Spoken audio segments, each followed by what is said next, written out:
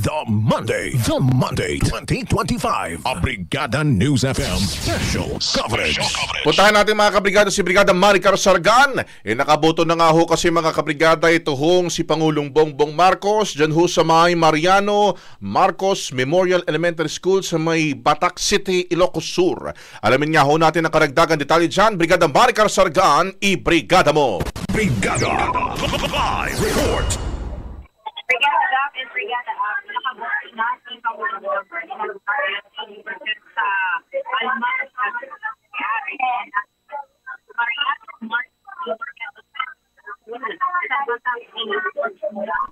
Mars, medyo maingay. Medyo ayusin lang natin yung linya. Balikan natin si Brigada Maricar Sargan. Medyo lumalabo lang yung linya, partner. Habang inaayos natin, kasi nga ho, dyan sa may Ilocos Sur, di ba, si Pangulong Marcos nakaboto. Nandun din si Maricar. Ay, wala pala. Medyo malayo. Pero ito na nga ho yung posts ng RTVM. Nandun na ho siya mga kabrigada. Tapos kasama rin ho niya yung kanyang ina na si First Lady, former First Lady Imelda Marcos. Batac, Ilocos Norte o Ilocos Sur, Brigada Gabs? Ilocos Norte. Sur. Sur. Teka check lang, muna natin. Check ko, partner. Ilocos Norte pala, Ilocos Norte. Ayan, Ilocos Norte. Diyan ho yung pinagbotohan ni Pangulong Bongbong Marcos, partner. At okay na ba si Maricar? Sige, habang inaayos lang natin. So kasabay niya si dating unang ginang Imelda Marcos, Brigada Gabs. Hindi kasama si si First Lady? Parang wala pa tayong nakita. Lisa Marcos. Hindi natin nakita na kasama niya ang current First Lady, partner. Batiin ko lang muna, mabilis lang, partner, si Antonio Doriquez. Sabi niya, hindi po kami nakapagpa-picture sa inyo. Nakapagpipicture po kami kay Papa A. Nakaboto na po ako. Maraming salamat po. Ayan, si Antonio Doriquez yung ating winner nung nakaraan, partner, dito sa ating Yummy Fit Back to School Bonanza program. At nandito siya, di ba, bumisita siya nung araw ng Sabado. Ayan. Okay na, balikan natin si Brigada Maricar Sargan. Hinggil nga ho dito sa pagboto ni Pangulong Bongbong Marcos dyan po sa may Batac City sa Ilocos Norte. Brigada Maricar Sargan, i-brigada mo!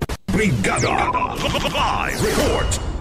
Brigada Gap, Brigada Up, nakaboto na nga si Pangulong Junior kaninang alas 7 sa East ng umaga, kabilang siya doon sa mga maagang pumunta ng eskwelahan dyan sa Mariano Marcos Memorial Elementary School.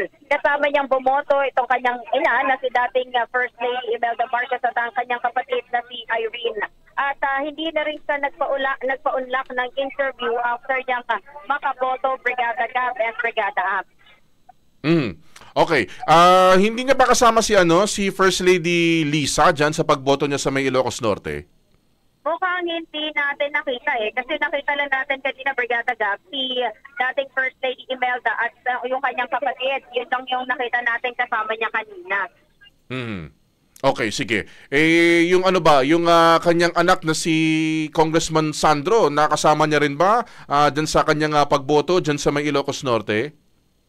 Yan ang inaalam pa natin sa ngayon kasi ang naibigay pa lang natin na informasyon sa atin ay itong kanyang pagboto kasama nga itong si Irene at yung dating First Lady. Sa ngayon ay wala pa tayong informasyon patungkol dito kay Sandro Marcos, Brigada Gab. Sa sitwasyon naman natin, yes, Brigada Ab. Si dating First Lady Imelda Marcos, mukhang may assistor, may kasama siya, Brigada Maricar, doon sa kanyang pagboto?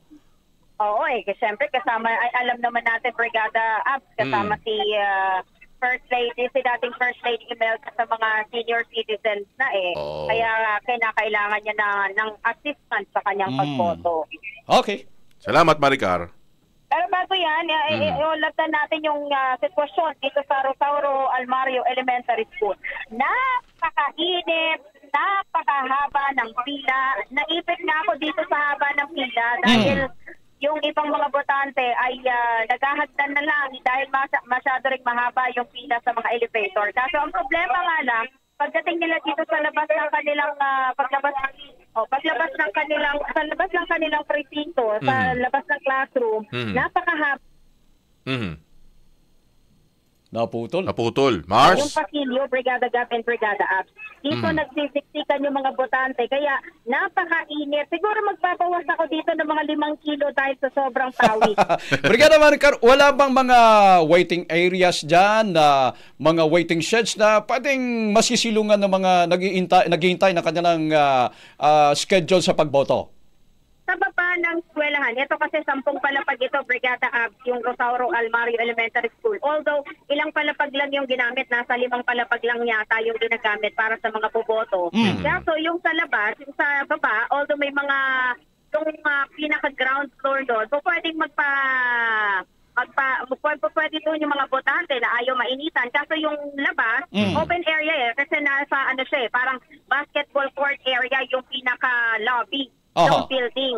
Kaya yung mga botante, kinakailangan nilang umakyat doon sa palapag kung saan yung kanilang presinto at mag-aantay sila, magsatsaga silang pipila sa labas ng classroom. Yung loob din kasi ng classroom, Brigada Abs and Brigada Gab, nakausap natin kaninang kagawad ng barangay dito sa Maynila, yung isang classroom daw ay hinati pa sa 2 presinto. Kaya, sa special polling precinct naman kasi ng mga senior citizen, mahaba rin ang pila doon at saka mabagal yung proseso kasi pipirma sila ng waiver para kukunin ng COMELEC yung kanilang balota sa kung saang presinto sila, anong palapag yung kanilang presinto, saka ibababa ulit, saka lang sila makakaboto. Kaya yung ibang yung mga senior citizens na kaya pang umakyat o kaya nag-elevator, dito rin sila sa taas na bumoto. Kaya yun sila yung inuuna pa rin sa ngayon. Sabi nga ng kagawad na nakausap natin, hanggang ngayon, wala pang napapapasok na mga regular voters.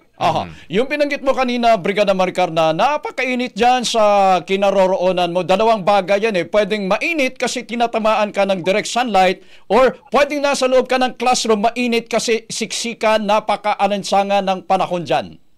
Actually, all of the above, Brigada Abs, dahil nakikita na natin yung sikat ng haring araw.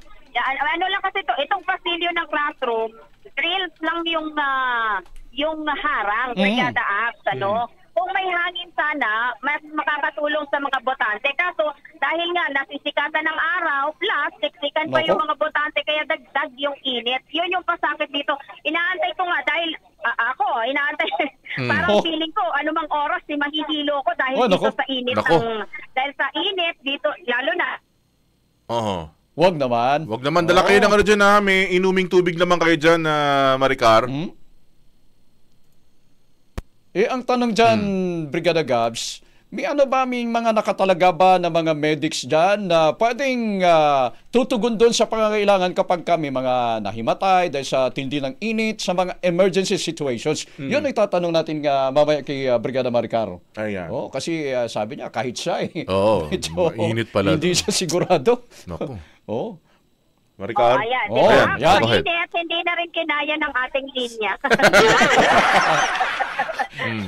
Yun ang pasakit sa mga botante ngayon, Brigada Gab and Brigada Abs. Sabi nga, nirereklamo nga kanina ng kagawad, hindi raw sistematiko yung kanilang, mas mainam pangaraw yung sistema ng barangay election kesa ngayon. Dahil syempre, mas marami yung bumoto ngayon, kaya siksikan talaga yung pasilyo ng eskwelahan. Halos hindi na mahulugang karayom. Yung mga nakapila, yung iba nasa bahagdan na ng hagdan Sila nakapila. Imagine mo, nasa closed area. Dahil siyempre yung mga classroom, although yung classroom, walang problema, naka-aircon sila. Pero yung dito sa labas, yun yung hindi naaambunan ng aircon, Brigada Gab and Brigada Abs. Pero Brigada Maricar, balikan ko yung tanong ko kanina. May mga itinalaga ba na mga medics dyan sa paligid ng Rosauro Almario Elementary School dyan sa Maynila? May napansin naman tayong medics, pati yung PNP, nakita natin sa labas, meron Brigada Abs, Pero yung kung dito halimbawa kasi hindi naman sa inihiling natin, kung may mawawa sa ika-5 palapag nitong eskwelahan, Brigada Abs, magiging pahirapan din yung pagbabae. Kasi pag akyat mo pa nga lang na wala kang iniintindi, napakahirap na kasi talagang siksikan nagkakasalubungan, medyo makitid pa itong pasilyo, tsaka yung hagdan. Mantakin mo naman, 46,000 plus yung mga botante dyan sa paaralan na yan, Brigada Maricar. Actually, nasa 49,000. 49? Isa-check lang natin, Brigada Abs, para sigurado tayo sa bilang. Ang mga registered voters dito sa Rosauro Almario is nasa 46,179. Ito yung pangalawang eskwelahan na may pinakamaraming mga botante dito sa National Capital Region. Okay. Sige, salamat, Brigada Maricar. Yan muna ang sitwasyon mula dito sa Rosauro Almario Elementary School in the heart of changing lives. Ako si Brigada Maricar Sargan para sa The Monday 2025 Brigada News FM Special Coverage, the Music and News Authority. The Monday 2025, a Brigada News FM Special Coverage. Tira! Brigada! Ang bahaging ito ay hatid sa atin ng Fast Relax. Tanggal ang sakit, ora mismo.